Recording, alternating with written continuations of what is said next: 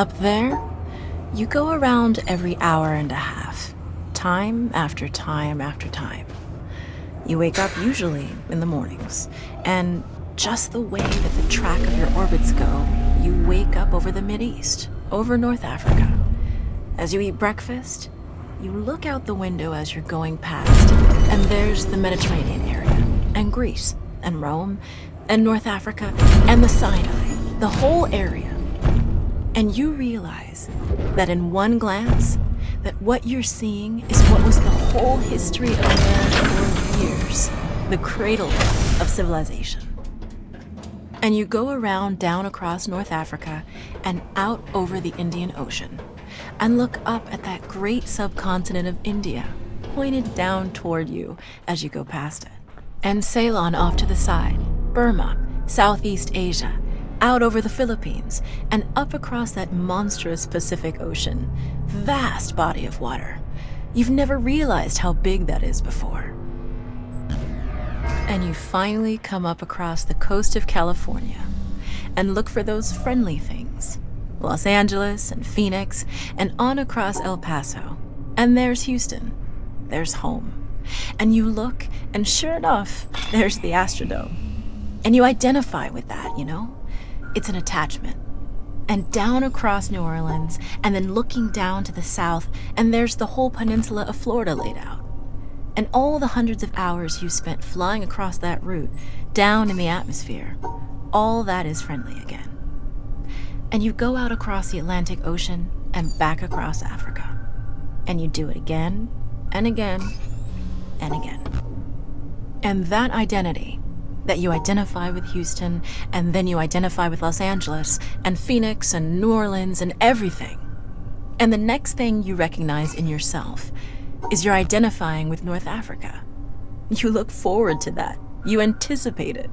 And there it is. That whole process begins to shift of what it is you identify with.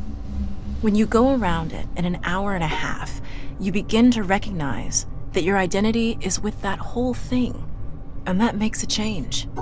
You look down there, and you can't imagine how many borders and boundaries you crossed again and again and again. And you don't even see them.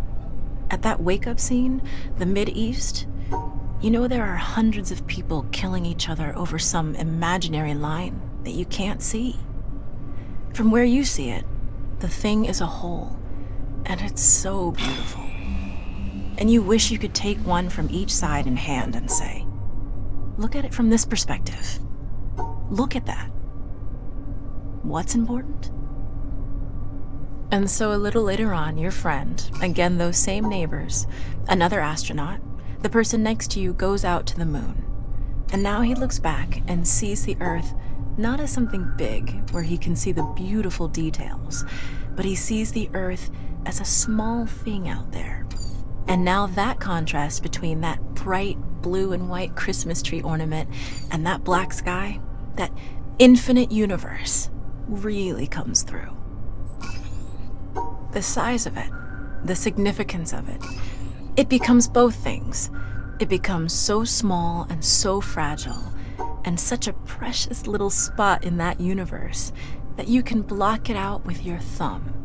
And you realize that on that small spot, that little blue and white thing is everything that means anything to you. All of history and music and poetry and art and war and death and birth and love, tears, joy, games, all of it is on that little spot out there that you can cover with your thumb. And you realize that that perspective, that you've changed. That there's something new there. That relationship is no longer what it was. And then you look back on the time when you were outside on that EVA and those few moments that you had the time because the camera malfunctioned, that you had the time to think about what was happening. And you recall staring out there at the spectacle that went before your eyes. Because now, you're no longer inside something with a window looking out at a picture. But now you're out there. And what you've got around your head is a goldfish bowl, and there are no limits here. There are no frames. There are no boundaries. You're really out there, over it, floating, going 25,000 miles per hour, ripping through space, a vacuum, and there's not a sound.